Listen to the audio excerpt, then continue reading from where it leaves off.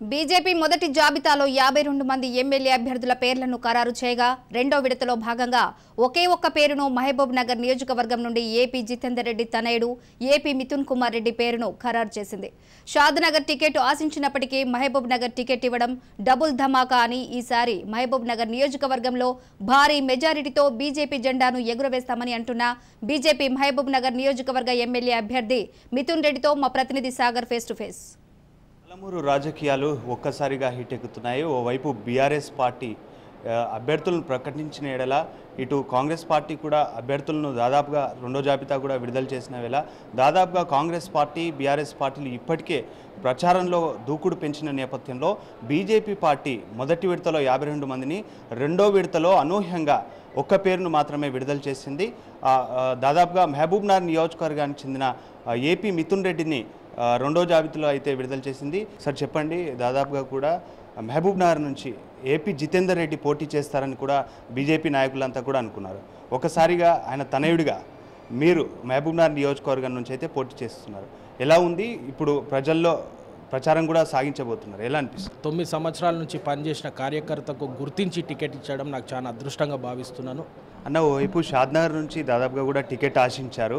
మహబూబ్ నియోజకవర్గం నుంచి అయితే టికెట్ కన్ఫర్మ్ అయింది, ఏమంటారు? ఖచ్చితంగా నేను జితేందర్ రెడ్డి గారి కొడుకుగా ఆయన 2 సార్లు ఇక్కడ పార్లమెంట్ సభ్యునిగా చేయడం జరిగింది. ఆయన ఆధ్వర్యంలో ఆయన పొలిటికల్ లైఫ్లో నేను కూడా ఒక 9 సంవత్సరాల నుంచి పనిచేయడం జరుగుతుంది.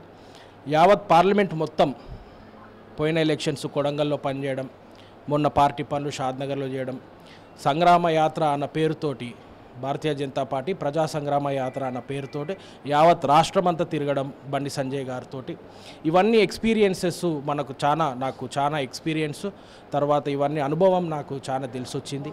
ఎన్నికల ప్రచారం ఎలా ఉండబోతుంది, మీ భవిష్యత్ కార్యాచరణ ఏంటంటే?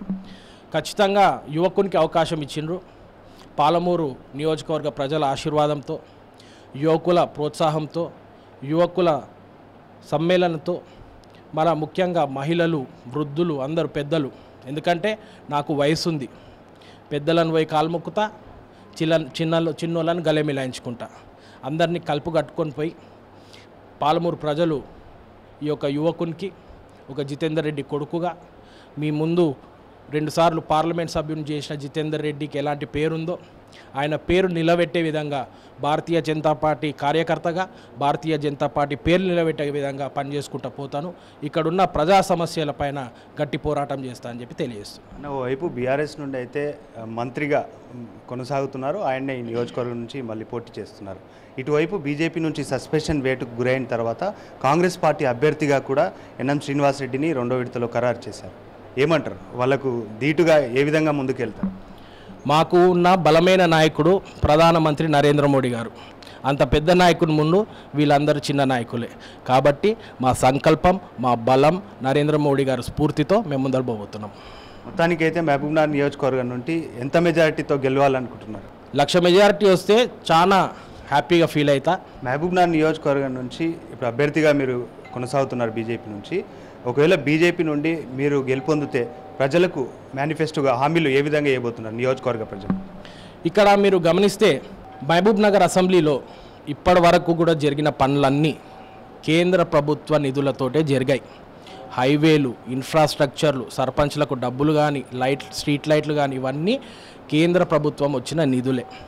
ఇక్కడ మెయిన్గా జరిగిన విషయం ఏంటంటే రాష్ట్ర ప్రభుత్వము ఏ విధంగా కేంద్ర ప్రభుత్వంలోకి వెళ్ళి నిధులు తెచ్చుకోవాలి, దానిలోకెళ్ళి కొత్త పనులు ఎలా సృష్టించుకోవాలి, ఆ కొత్త పనులు సృష్టించుకున్న దాంట్లో కమిషన్లు ఎట్లా మింగాలి అన్న విధంగా పోయింది.